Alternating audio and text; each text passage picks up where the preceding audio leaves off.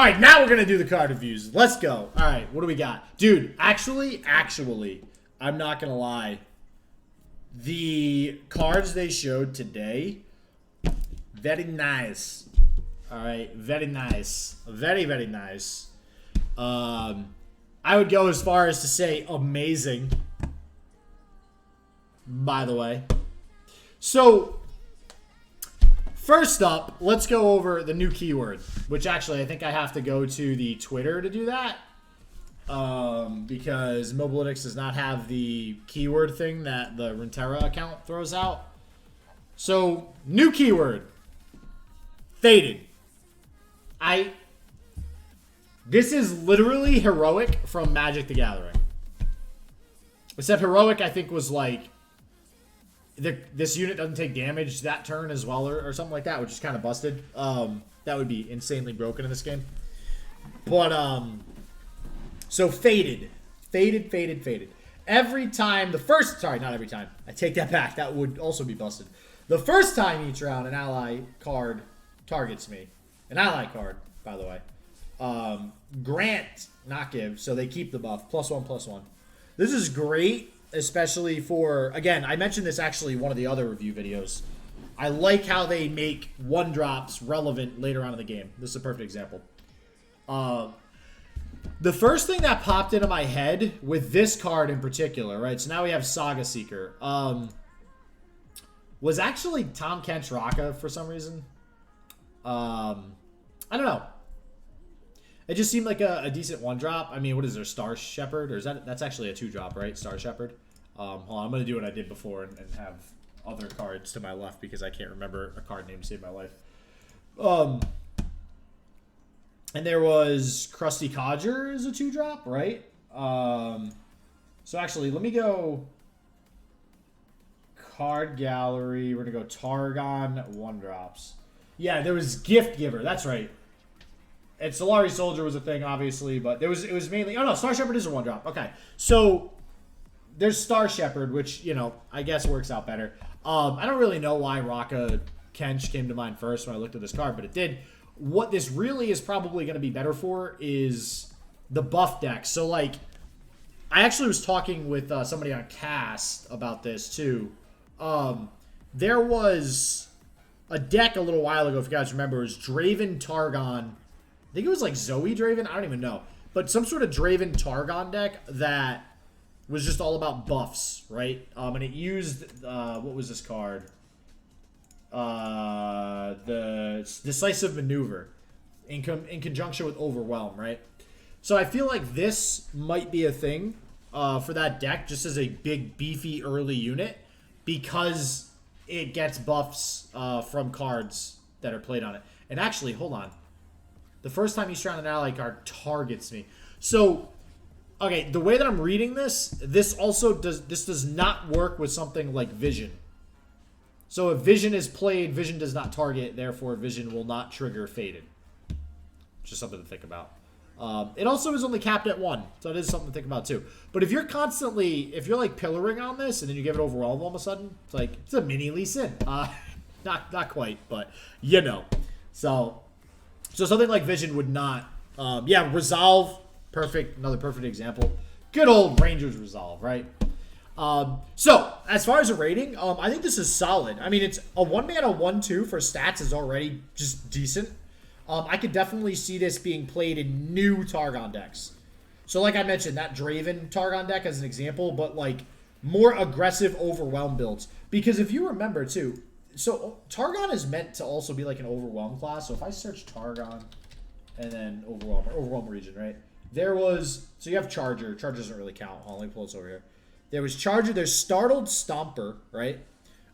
Which people experimented with. Oh, Startled Stomper. That was it. There was another one, too. It was a low-to-the-ground deck with stuff like Startled Stomper and... oh, my God. Why am I blanking? I told you I'm terrible with card names. Where the hell is it? We just saw somebody play it in the tournament, too. In the seasonal. Starry Scamp. That's what it was. Starry Scamp, right? So... There's a low to the ground version, right? And then there's just other Overwhelm stuff.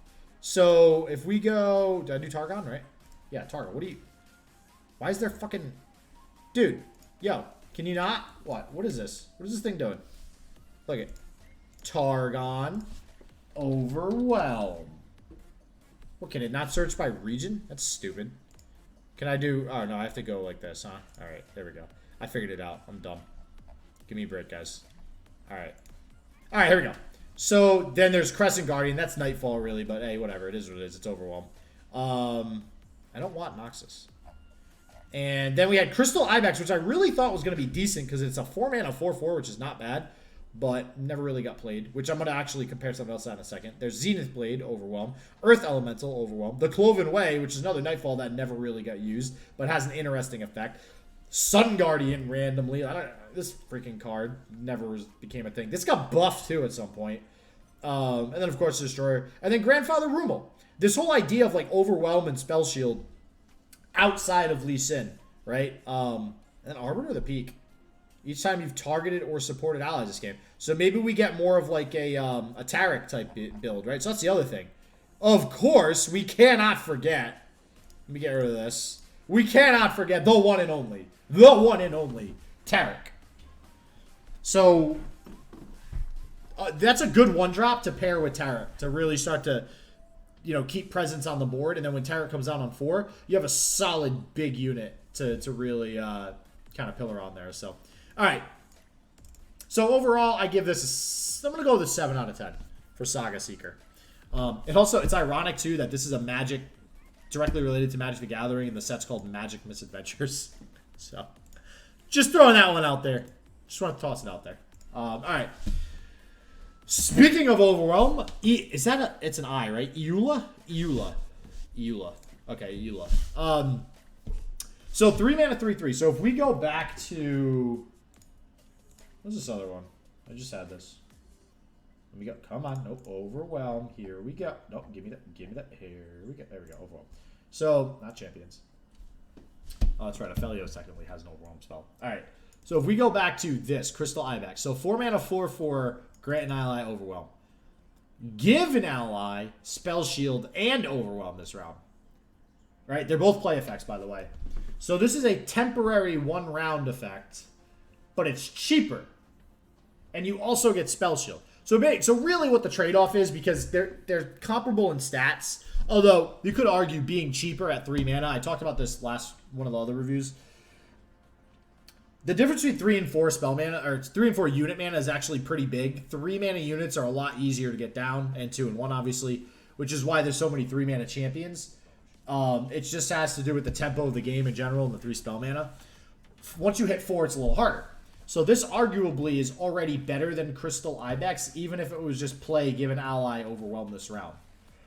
Even though Crystal Ibex is Grant, I would argue this might be better, because it has more combo potential. And in all reality, when you're giving something Overwhelm, that's really what you're trying to go for, right? You're giving something Overwhelm because you want to combo it with some sort of large attack turn. Otherwise, like, you're not just arbitrarily giving something Overwhelm just to push damage. Generally. At least I feel anyways, right? So, now you throw Spell Shield into that, and it's like, okay. Like, shit. I mean, Lee Sin, anybody? Like, come on, man. This thing, like, it's so interesting. Now, it is give and not grant, like I mentioned. So, maybe it sees less play because of that, but I do like this card. I don't think it's amazing, but I'm not sure. I'm not gonna lie. This one intrigues me. I'm not sure. Like, I can't say one way or the other if this card's great or terrible, or not great and just like mainly because a lot of the other cards we've ever had that give or grant allies keywords, for the most part, if it's a unit, they don't really get played too much from what I can remember. Units that grant other units or give other units keywords, I feel like don't generally get played too much. And I don't know why that is. I can't really put my finger on it. And I really hope this doesn't end up not seeing play just because of that. Like, I don't think that's going to be the case, but I'm just, again, I'm throwing that out there. It's weird. It's a really weird concept to me. I'm not sure why. I've just always noticed that. It's like I'm convinced that's why Crystal Ibex like hasn't really seen play. Because in all reality, this should be good. It's a 4 mana 4/4. It's statted well, and it has this extra effect. But then you got what? the freaking Elnuck, right? So 4-5. I guess when you compare it to Elnuck, it's shitty, right? All right. Anyways, so this one I'll give like a 6 out of 10. Really, mainly because this is the first card I'm not too sure about. This card, 7 out of 10, 6 out of 10. Blinded Mystic. I think this card's busted. I'm just gonna come right out and say it. Like, dude, I think this card is nuts. Are you shitting me? Okay, hold on. Oh, hold on. Let's find some cards to compare this bad boy to. Okay, this thing is ridiculous. And I can't be the only one that thinks this, right? So hold on, I'm just gonna search silence. There's not a lot of silence effects in the game, right? Okay. Which in and of itself is why this card is, there's not a lot of silence. So right now, just searching too. The only silence effects are in Demacia, Targon, Ionia, and Bandle City. That's it. There's 4 regions with silence, okay? So, Equinox costs 1, which people have... I actually wanted that nerfed a while ago to like cost 2 or something, but I think it's fine now. Purify is burst speed, but it costs 2. And it sounds fine, which is interesting to me too, which is why I think I was stupid to want Equinox nerfed, because Equinox is already disadvantageous compared to Purify because it's slow versus burst, but it costs less, so that's like the trade-off. They're basically similar cards, but it makes sense to pay the 1 extra mana for burst. So really, if you made Equinox cost 2, then you'd have to change Purify on like 10 other cards, so no. So Purify costs 2 at burst speed. Okay? To silence a follower. Hush's burst speed costs 3.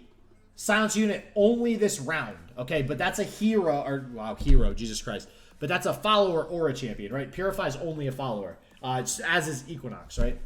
Whimsy is only a follower, and it's comparable to Hush, I guess. But they get a 1/1 unit instead. And you can also kill it. Right? Like, it gets rid of its stats because it goes down to 1/1, so it makes sense it costs a little bit more. Then there's Moonlight Affliction, which is silence 2 enemies. That's 5 mana. Minimorph is 6. Everybody knows Minimorph has been insane lately. So, alright, listen. Alright. 4 mana, 3/2. It's understated. So, yeah, Spider-Man, it's understated. You could argue that's like 2 mana. Okay? Like a 2 mana, 3/2 with nothing is like, that's fine, right? Then play, grant an ally +1/+1. That's at least 1 mana. You can argue it's more than 1 mana, because you have something like, not Relentless Pursuit. What the hell is the one that nobody plays in Demacia that's +1/+1? It's Lucian's freaking guns. The thing with the thing. You guys know what I'm talking about. I know this. I know this. I know this. I don't know this. Radiant Strike. Alright, Radiant Strike. That's only for the round. That's give. All right, not grant. And that costs 1. All right. Now, granted, that's burst. This goes on the stack, but let's call it 1.5. So that's 3.5 mana. You're getting a silence effect for essentially half a mana, is the way that I look at this. But it's also in conjunction with a unit, which I think is really underrated. Like, having an additional beat stick on top of a silence effect is crazy. So I think this might give way, hopefully, to maybe some more Targon control archetypes coming up. And it's interesting, too, because this got revealed with other ones that are all beat sticks. Like, these are all meant to be, like, Overwhelm and stuff like that. Like, dragons. Like, dragons are beat sticks, right? So, it's just funny. And then this targeting thing, too, which we'll go over these two in a second. But so, this one, 9 out of 10. I give Blinded Mystic 9 out of 10. I think this is great. I think it might need to go down to, like, a 2/2 at some point. But I think this is great. It might even be okay as is, but I think it's great. Might be perfectly statted. Perfect. Love this card. I think it's amazing. I think it might be busted. Cannot wait to play this card. Wounded White Flame. Wounded White Flame, baby. All right. It's literally the white. It's the same thing. What was it? White Flame Protector, but it was a 4 mana 4/4. So it's a dragon. It's a dragon. It's a good dragon. You know the biggest thing with this one though, right? Is so they just buffed. All right, hold on. Let me pull up some dragons here. We got Targon and Demacia. Okay, so they just buffed. Let me search dragon. Oh, come on, wait. Can I not? Can you not search by man? Okay. Anyways. Oh, that's why. Okay. So they just buffed Herald of Dragons to have 2 health, which was pretty big. But we didn't see a huge increase in the play of dragons. But it's still good. Like, I feel like dragons are much better than they were before. Now, in my opinion, the biggest thing with dragons, and now I'm just going to search dragons because F it. So, I got to take off. Why? This thing is spazzing out for friggin'. Oh, a dragon. Ha. Plural. I had to get rid of the plural. So, we had, before this, we had 0. Count them. 0. 3 mana dragons. And I remember thinking to myself a while ago that was intentional. Because that slot right there curves out dragons so perfectly. This has to be played in a dragon deck now. Like, there's no reason not to. Now, technically, you have what's the Dragon Guard or whatever, Ruined Dragon Guard, right? That's a 3 mana, but it's just like a support card kind of. And I'm not crazy in love with that card. Maybe it's another 3 mana one, but I think this leads the way or paves the way for like a mid-range true beater stick dragon deck. I mean, Faded is great. I mean, shit, a 3 mana 2/4 with Fury is good. Lorette Protege is 3 mana 2/4 with Challenger if you're trading the keywords. And I'd argue Fury. Well, no, Challenger's really good. I take that back. I was gonna say argue. I was gonna argue Fury's better than Challenger, and that is a stupid argument, I think. It's comparable though. So to have a second keyword on top of that, this is big. This is a big deal. Especially because Faded will work with the way that it's worded. It's gonna work with combat tricks. So now you're gonna get Faded and Fury works with combat tricks, right? So you have basically the 2 perfect keywords you'd want on a dragon unit to take advantage of combat tricks like single combat and concerted strike. This card is going to be boss. And it's also got high health. You kind of want higher health on Fury stuff because it's going to be in combat more. You want it to be able to hang around for a couple combats to really get those buffs. Oh man, I can't wait. I can't wait for dragons. This is going to be good. I give this an 8 out of 10. Wounded White Flame. 8 out of 10 for sure. I think this is a great card. And last but not least, we Stand Together. I can't. Oh, all these buff cards, man. I never know how to like truly rate these cards. So let's see. If we search by buff, there's so many. Now, when I say I never know how to rate these buff cards, what I'm referring to is the dual buffs. So, like, as an example here, where is it? I don't even remember the name of it is because nobody plays it. It's like a Demacia card that they released recently, too, I'm pretty sure. What is it? Not under the buff category? What are you doing to me here? Let me just search Demacia. Hold on. So, oh, maybe it wasn't Demacia. Was it Targon? It might have been Targon. Hold on, let me take this buff thing off. Demacia, Targon, spell 1. Oh no, Battlefield Prowess. It was Demacia, right? So, yeah, wait, did that come up under buff or no? Battlefield Prowess doesn't even come up under buff. Alright, what is this? What is this? Yeah, and Battle Bonds. Targon, 4 mana slow. Right, so let me get rid of this buff shit here. Targon, I'm just gonna go with spells. So, there's Battle Prowess. Grant an ally. No, that's not even the one I'm thinking of either. Maybe it was the Targon 4 mana slow. But either way, there's Battle Prowess. Nobody plays it. That's just a single target, right? Then you have... this is played because it's burst, right? This is slow. It's ass. It would be Radiant Strike if it was burst, right? But, you know, this is why this is give and not grant. So, then we have Pale Cascade. Again, it's burst, so it's played. Same thing. Sunblessed Vigor. It's burst. It's played. Trying to find another one to prove my point here.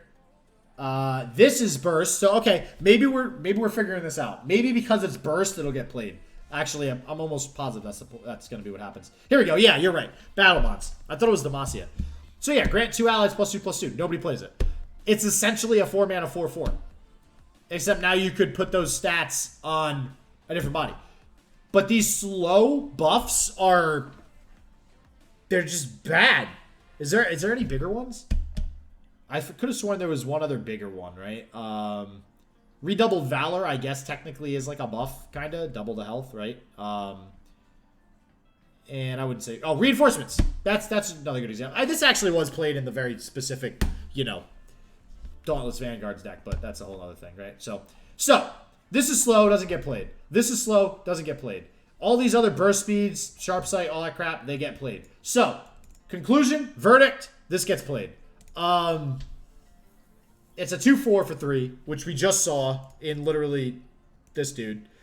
So, I'm trying to think of what kind of decks. I mean, Tarot comes to mind, obviously. When you're comboing this with other faded stuff, it's gonna be good.